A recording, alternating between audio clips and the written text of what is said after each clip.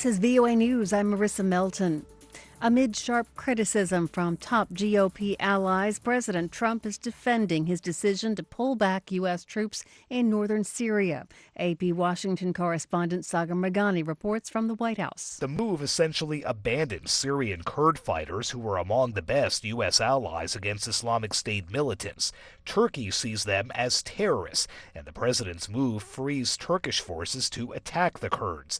He's warning Turkey not to go too far, but sees his move as fulfilling a campaign pledge to bring American troops home from endless war. There has to be an end game. And says the U.S. has done its job. We defeated ISIS. But he's facing unusually strong criticism from Republican allies like Lindsey Graham. ISIS is not defeated, my friend. Who tells Fox and Friends this all but invites the militants to return. Other Republicans call the president's decision a catastrophic mistake and a disaster. Sagar Meghani at the White House. There's another whistleblower who might be able to give House Democrats fresh information in their impeachment inquiry of President Trump. VOA's Jeff Custer has more. President Trump has been trying to undermine the original whistleblower complaint by saying it's based on second- and third-hand information. Lawyer Mark Zayed said he also represents a second whistleblower who has first-hand information of key events and could corroborate the complaint. A rough transcript of the president's call with Ukraine's leader in July already does that by showing a bid to pressure Ukraine on investigating the Biden family.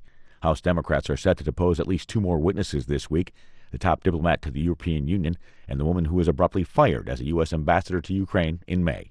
Jeff Custer, VOA News. The White House says the next round of U.S.-China trade talks will begin in Washington on Thursday. The two sides last held major talks in July, but there was no major breakthrough in the trade dispute. This is VOA News. Clashes between Iraqi security forces and anti-government protesters killed at least 15 people in an eastern Baghdad neighborhood overnight. Reuters' Megan Revell reports. At least 15 people were killed in Baghdad on Sunday night after fierce clashes between Iraqi security forces and anti-government protesters.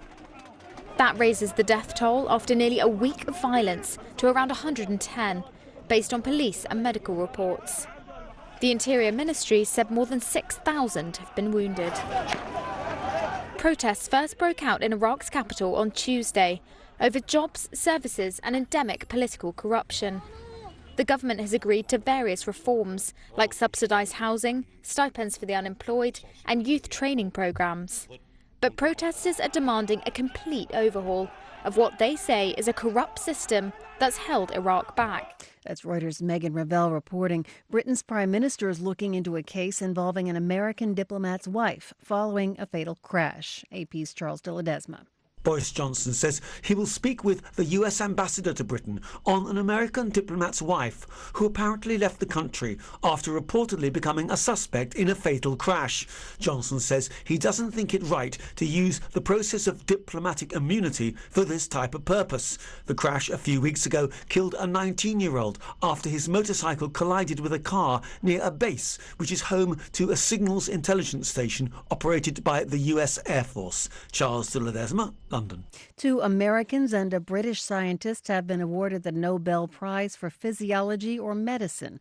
Thomas Perlman is the secretary of the Nobel Committee. William Kaelin, Sir Peter Ratcliffe and Greg Semenza for their discoveries of how cells sense and adapt to oxygen availability.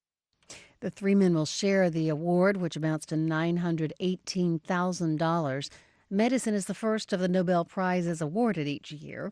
The prizes for achievement in science, peace, and literature have been awarded since 1901 and were created in the will of dynamite inventor and businessman Alfred Nobel. The other prizes are expected to be announced later this week. Students in Bangladesh staged protests and blocked major roads Monday after an undergraduate was beaten to death, allegedly by ruling party activists for criticizing the government over a water-sharing deal with India. Students chanted slogans demanding justice and blocked major roads. And an Afghan official says a bomb blast in eastern Nangarhar province has killed at least 10 people, including a child. 27 other people were wounded in the attack. I'm Marissa Melton. This is VOA News.